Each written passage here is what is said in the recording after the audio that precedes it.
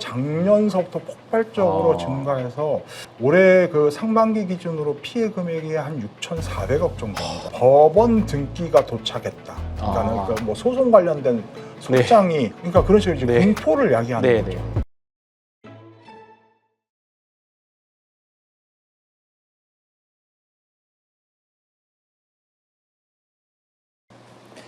안녕하십니까 머니톡 가족 여러분, 저는 신한투자증권의 황유한 PP팀장입니다. 오늘은 좀 주식과는 좀 상관이 없는 내용인데요. 보이스피싱과 관련돼서 아주 좋은 말씀 해주실 분을 모셨습니다. 금융감독원 금융사기 대응단 강인 팀장님이십니다. 네, 안녕하세요.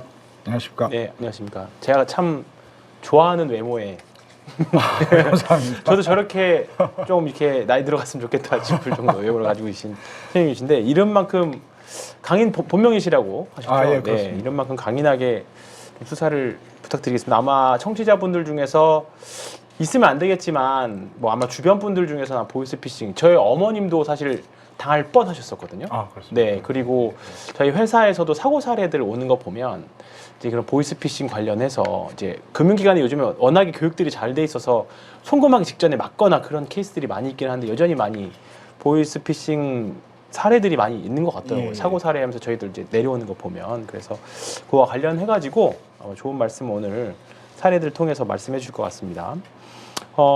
저도 예전에 한번 이런 문자 받은 적이 몇 번 있었던 것 같아요. 카드 배송원 사칭에서 이제 보이스피싱 수법, 이제 카드를 이제 뭐 예를 들어서 배송 중입니다, 이런 거겠죠. 이게 어떤 경로로 시작되고 이게 어떤 피해가 나오게 되는 건가요? 네. 이 카드 배송 사칭 사기 유형 같은 경우에는 유행하기 시작된 것이 이제 작년 하반기 정도서부터 유행하기 시작하고 사실 지금 현재도 많이 발생되고 있고 사실 가장 또 골치 아픈 유형에 해당됩니다. 그 피해자도 많이 양산되고 있거니와 또 피해 금액도 크게 이제 발생되고 있다 보니까 그런데요. 뭐 수법은 간단하게 좀 요약을 드리자면은 일단은 뭐 진행자님도 전화를 받으셨다니까요. 일단 우선적으로는 그 카드 배송원이라고 사칭하는 사기범으로부터 연락이 옵니다. 선생님 명의로 카드가 발급이 돼서 배송을 하려고 그러는데 주소가 어디 맞으시죠? 라고 하는 거죠. 물론 그 주소는 진짜 그 피해자의 주소일 수도 있고 그 뭐 전에 살던 주소일 수도 있고 완전히 허위의 주소일 수도 있습니다만은 근데 이제 그런 주소로 배송하려고 그러는데 뭐 제가 맞습니까? 확인을 하게 되면은 이제 그 피해자는 전화를 받으면서 자기는 신청한 적이 없는데 무슨 이유냐라고 카드 배송원한테 이제 물어보는 거죠. 나는 배송만 할 뿐이다 라고 하면서 이제 콜센터로 넘겨준다고 콜센터 번호를 전달을 해줍니다. 콜센터 번호, 근데 물론 가짜 콜센터죠. 그럼 가짜 콜센터로 그 피해자가 전화를 해서 상담을 하는 과정에서 이제 그 콜센터 직원이 뭔가 보안 검사를 해야 된다라고 하면서 이제 원격 조정 앱을 깔도록 유도를 합니다. 원격 조정 앱을 깐 다음에 앱을 설치하도록. 그건 피해자 스스로 설치를 하도록 합니다. 그래서 원격 조정 앱을 깐 다음에 그 다음 단계에서 명목은 뭐 악성 앱이 깔렸는지 뭐 개인 정보가 노출된지 이걸 검사한다라고 하면서 악성 앱을 그 다음 단계로 까는 겁니다. 그럼 악성 앱을 깔면은 그 다음서부터 이제 그 휴대폰이 이제 좀비폰이 되는 거죠. 이제 말미에서는 거기에서 콜센터에서 선생님 명의로 이제 그 카드 연결 계좌가 개설됐다라고 하면서 이거 명의 도용된 것 같으니까는 이제 금감원으로 연결시켜 주겠다, 검찰로 연결시켜 주겠다 이렇게 하는 겁니다. 그럼 이제 검찰이나 금감원 직원을 사칭하는 자가 나타나서 당신 명의의 계좌가 개설되었는데 그 계좌가 범죄에 연루되어 있다.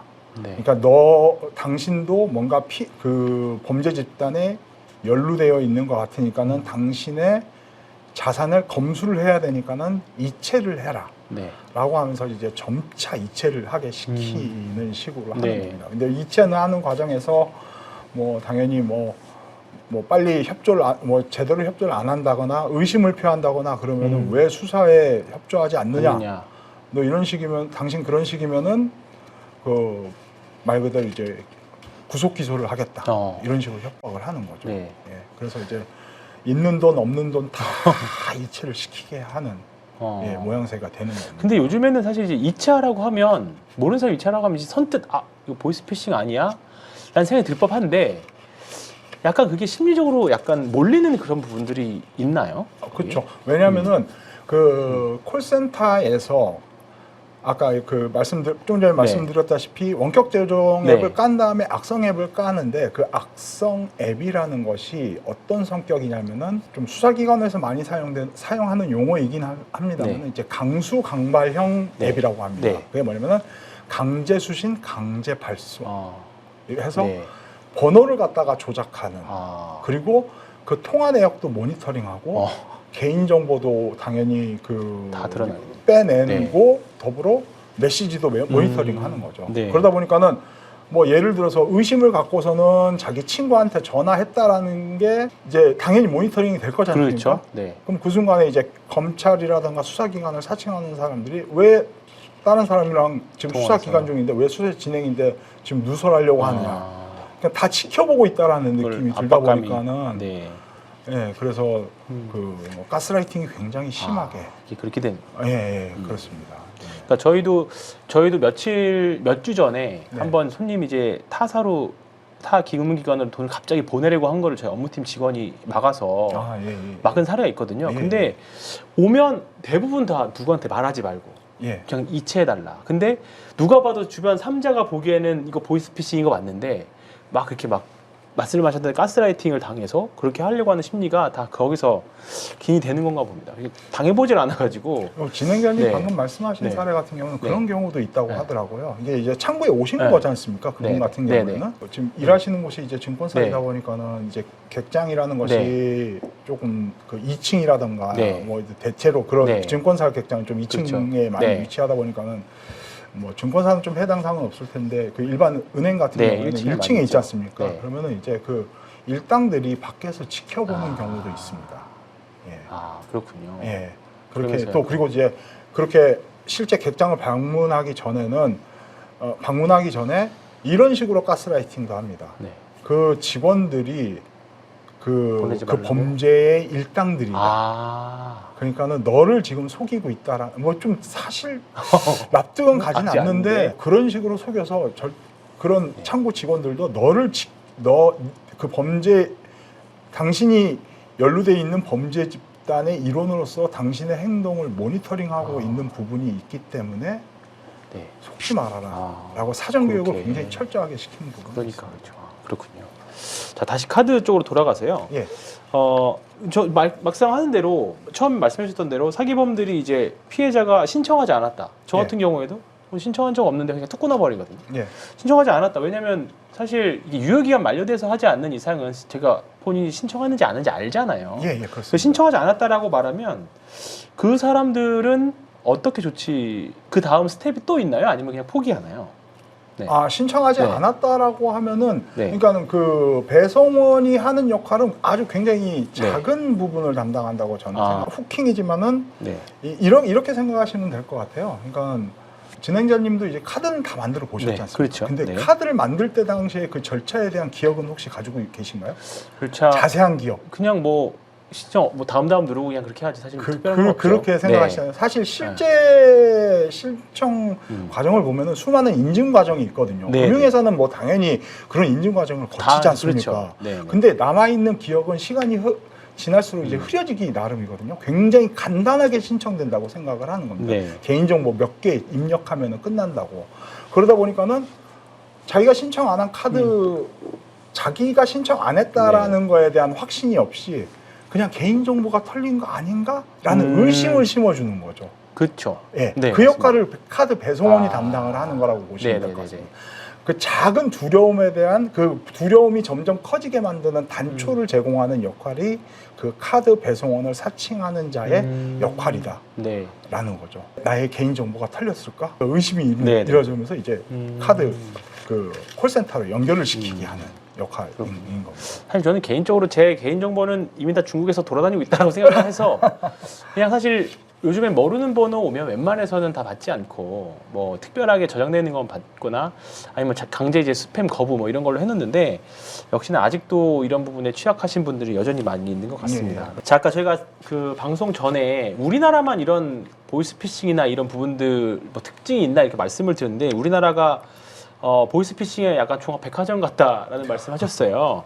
뭐 이제 각 일본이나 미국이나 뭐 다른 나라들 다 가나 문화에 따라서 조금 이제 수법들이 좀 다른 것 같은데 특히 이제 우리나라 같은 경우에는 최근에 어떤 수법들이 좀 증가 추세에 있는지 뭐 최근 또 특히 뭐 한 1, 2년 안에 어떤 범죄가 또 많이 늘어나고 있는지 좀 말씀 부탁드리겠습니다. 일단은 그 좀 트렌드를 좀 말씀을 드리는 게 좋을 것 같습니다. 네. 뭐 트렌드를 말씀을 드리면은 이건 조금 과거로 좀 거슬러 올라갈 필요가 네. 있을 것 같은데요. 한 코로나 이전까지로 잠깐만 올라가 보도록 하겠습니다. 코로나 이전서부터 해가지고는 사실 그 코로나가 시작되면서부터 사실 그 코로나가 종료되기까지는 약간 그 좀 하락 추세라고 할까요? 뭐 그런 게 유지가 됐습니다.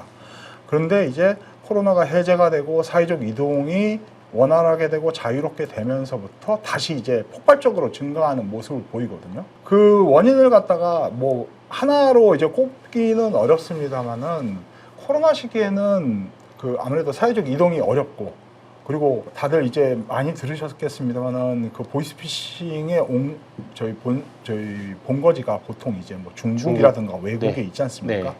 네. 코로나 시기를 거슬러 이제 되돌이켜 보면은 그 봉쇄가 중국 같은 경우는 봉쇄가 굉장히 좀 셌었지 않습니까? 그러다 보니까 그 보이스피싱 활동 자체가 위축이 그것도 받았네요. 예, 그런 영향이 좀 있지 네네. 않았을까라는 생각이 듭니다. 근데 그게 풀리면서 기존에 활동했던 보이스피싱 조직들이 이제 활개를 치기 시작한 것이 이제 그 증가의 하나의 요인이고 거기다 더불어서 좀 전에 말씀드렸던 카드 배송 사칭이라는 그런 새로운 아주 사기범들에게 있어서는 굉장히 획기적인 시나리오였던 것 같습니다. 그것이 사용되기 시작해서 작년서부터 폭발적으로 증가해서 금액으로는 올해까지도 그런 추세가 유지가 됐는데 올해 그 상반기 기준으로 피해 금액이 한 6,400억 정도입니다. 6,400억이요? 예. 근데 작년 동기 대비로는 한 배 정도 그게 그러니까 90% 정도 지금 증가한 모습이거든요. 피해자 수는 한 20% 정도밖에 같은 기간 동안에 20% 정도밖에 증가를 안 했습니다. 근데 이제 말 그대로 그 카드 배송 사칭 시나리오 자체가 굉장히 좀 그 사람들 그 피해자들의 피해를 크게 만드는데 주요했던 요인이라고 생각이 듭니다. 새로운 수법이군요. 그것도. 예. 참. 그렇군요. 근데 이제 그렇다면 이제 이게 사실 당할 때는 모르다가 돈을 송금하는 순간 아차차 아마 하실 거예요. 대부분 다. 그러면 이제 어쩔 수 없이 만약에 그런 사례를 댔다. 소액이든 큰 금액이든. 그랬을 경우에는 바로 즉시 취하심 조치가 사실 우리가 112밖에 생각이 나지는 않거든요. 사실 그냥 막연히 생각했을 때 중국에 있다고 치면 또는 다른 나라에 있다고 치면 잡기 어렵지 않을까라는 생각이 사실 인식이 있는 거는 맞습니다. 인식이 저는 있습니다. 근데 일단은 가장 먼저 뭘 해야 될까요?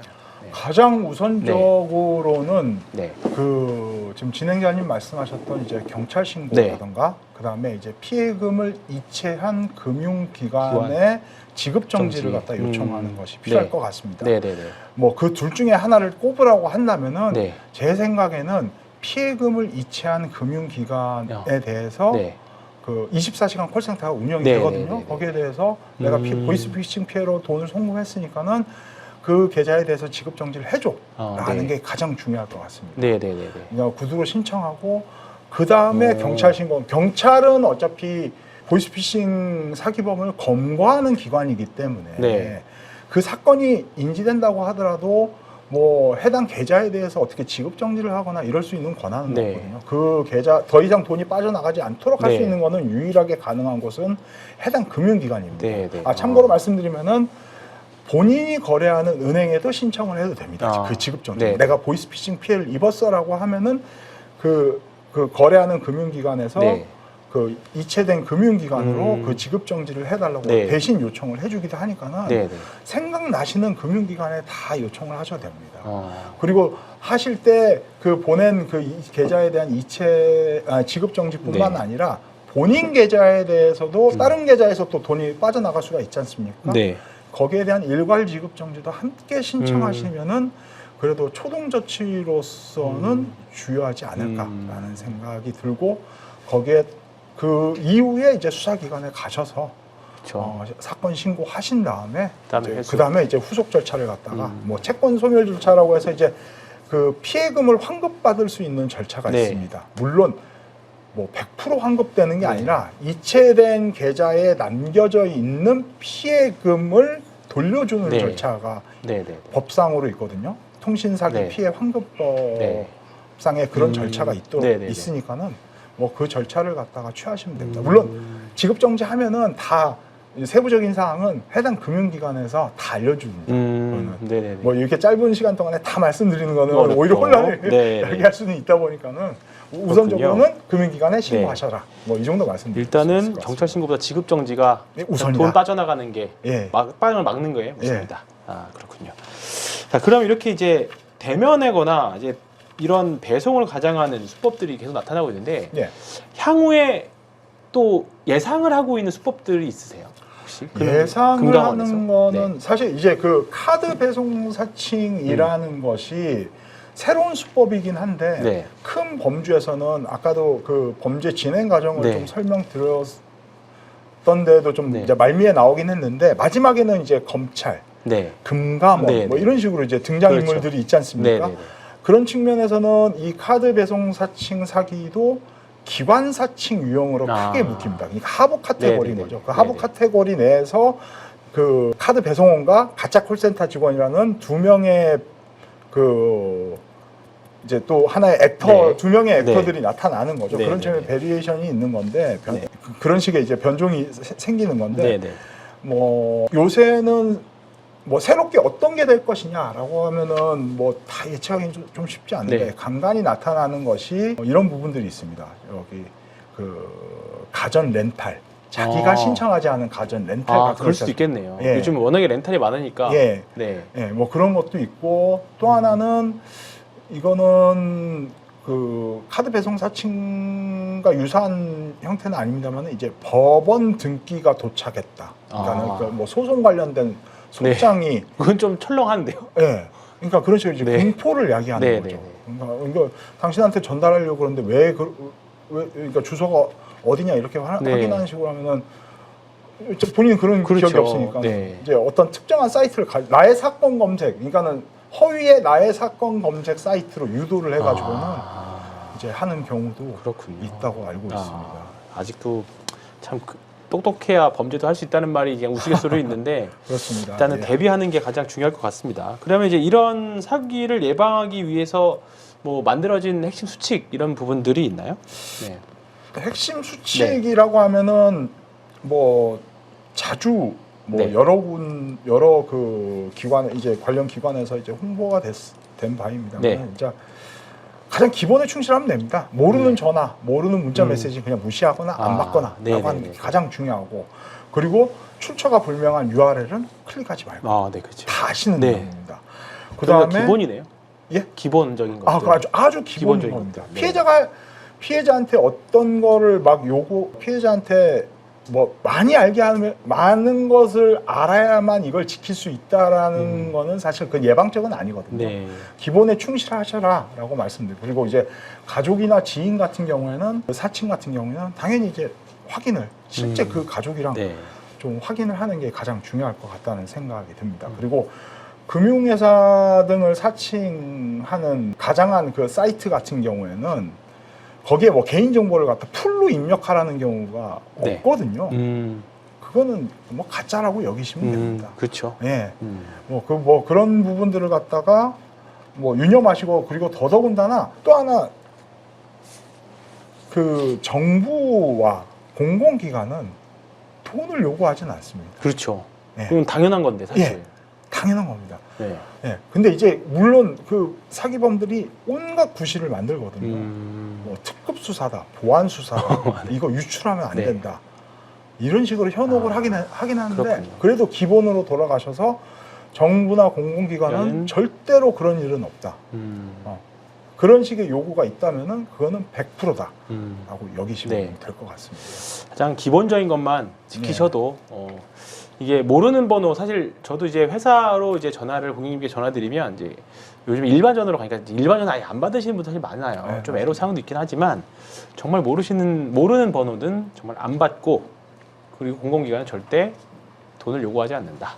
뭐 기본적인 것만 지키시면 보이스피싱은 그래도 1차적으로 예방되지 않을까 생각합니다. 그러면 강인 팀장님과는 1부 여기서 하고요. 2부에 더 흥미진진한 걸로 찾아뵙도록 하겠습니다. 고맙습니다.